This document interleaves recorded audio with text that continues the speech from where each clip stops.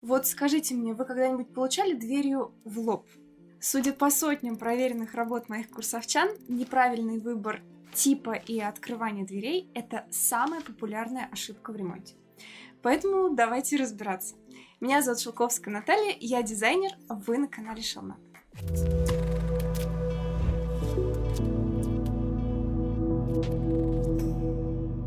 Для начала давайте разберемся, какими же бывают двери. В первую очередь двери можно разделить по внешнему виду. Есть, конечно, просто дверь, которую вы все привыкли видеть. Это дверное полотно с распашным открыванием. Хотите, оно будет из дерева, хотите из МДФ, хотите со стеклом, хотите с зеркалом, или хотите из стекла, или из зеркала. А ничего не хотите, вот вам ровный, и не знаю, филенчатый, или со вставками из черепашьего панциря и тихоокеанской раковины. В общем, ничего особенного, тут я вас не удивлю. Двери до потолка. Чаще такие двери подходят в минималистичные интерьеры, и эти двери своим присутствием создают вертикали до потолка, что увеличивает визуальную высоту потолка. Но к такой двери требуется тщательная подготовка проема. Еще на этапе возведения стен нужно готовиться к таким дверям.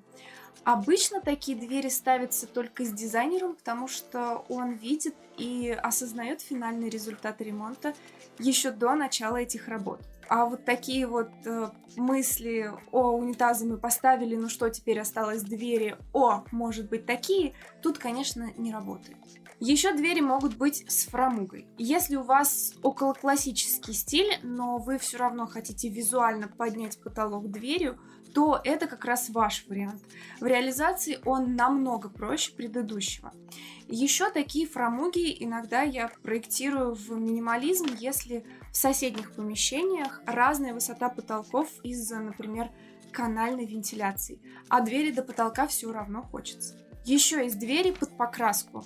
Это на самом деле не новинка. Такие двери еще в Версальских покоях присутствовали, но нас, советских работяг, такие изыски пока еще шокируют. А ведь такую дверь на самом деле можно покрасить в цвет стен, ее заклеить обоями и продолжить на ней какой-нибудь декор молдингами, и гости вообще не поймут, что там есть какая-то дверь. Но, конечно, к проему и к установке такой двери, такого дверного короба, у нее тоже особые требования и свои сложности. Еще двери можно категоризировать по открыванию. Конечно, это всем известные распашные двери с привычным открыванием, тут все ясно. Есть движные двери, которые двигаются вдоль стены. И вот в таких дверях, при установке этих дверей, учитывайте, что в сторону ее открывания вы уже не сможете поставить никакую мебель, или повесить выключатели, или установить розетки. Раздвижные двери в пенал нужны, если куда ни открой эту дверь, то она везде мешается. Такие двери открываются в стену. Сами двери могут быть, кстати, любыми, но ручка у них всегда будет плоская и заходить внутрь этого пенала. Пенал на самом деле требует пару-тройку задумчивых вечеров, и с ним не работает принцип «главное начать, а там по ходу разберемся». Нет, все необходимо продумывать заранее. И я думаю, понятно, что в несущую стену такой пенал встроить нельзя. Еще есть двери-книжки и есть роты-двери, но я их достаточно редко, на самом деле, ставлю в проекты, потому что интуитивно мне хочется каких-то более монолитных конструкций для заказчиков и более плотных прихлопов. Но в этом вопросе есть еще один нюанс, поэтому теперь из рубрики «Нам пишут». Я недавно получила сообщение, где меня вызывали на философский дискурс в поисках истины об открывании дверей. Пишущий делится, что во время обучения дизайну их агитировали за открытие двери внутрь помещений санузлов и ванных комнат, ибо так при открытии двери в помещение попадает 2-3 кубометра свежего воздуха. А еще в экстренной ситуации, если человеку внутри стало плохо, то дверь, открывающуюся внутрь, можно легко выбить. Распространители таких знаний зачастую, не всегда, но зачастую, берут их из магазинов дверей, где, конечно, дальше дверного проема ничего не видят и анализировать планировочные решения не хотят. Посему носители таких суеверий несут подобную чушь в массы чрезвычайно аккуратно, стараясь по дороге ничего не расплескать. Подача свежего воздуха – это в первую очередь задача системы вентиляции, а не двери. Вентиляция справляется с этим, поверьте, всегда лучше, быстрее и элегантнее, чем вы, стоящие и машущие дверью. А вот в случае экстренной ситуации выбить дверь плечом, ну, например, я ни при каком открывании не смогу.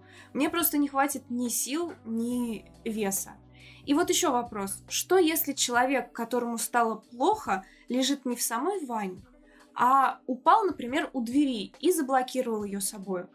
Тогда, выбивая эту дверь, мы можем его скорее окончательно добить, а не помочь. Зато открыть блокировку дверной ручки, которая доступна и с внешней стороны, я смогу быстро. И это более эффективно, чем уповать на каскадерские трюки в такой ответственный момент. Категоричные советы типа «дверь кому-то что-то должна» чрезвычайно поверхностные и однобокие.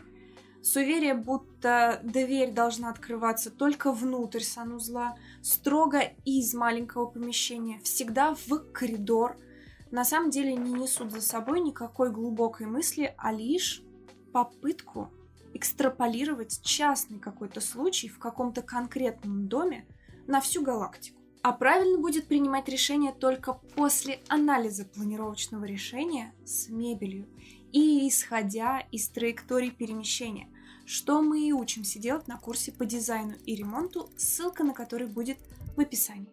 Когда на своем планировочном решении с расставленной мебелью вы проанализируете траектории перемещения, вам станут очевидными такие вопросы, как открывание дверей. Ну вот пара условных примеров. Если после анализа вы понимаете, что в санузел вы ходите чаще из спальни, чем из прихожей, что на самом деле чаще всего так и бывает, то открываться двери в санузел лучше по встречной из спальни траектории.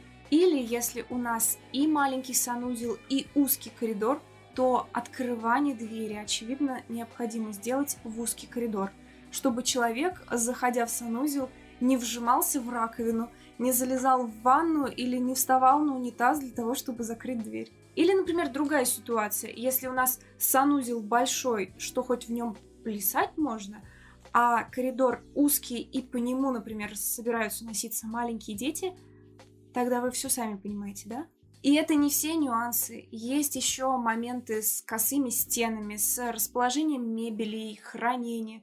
Могут быть ситуации с конфликтами дверей, когда двери бьются друг от друга. В общем, миллион случаев может быть, которые могут повлиять на решение об открывании этой двери.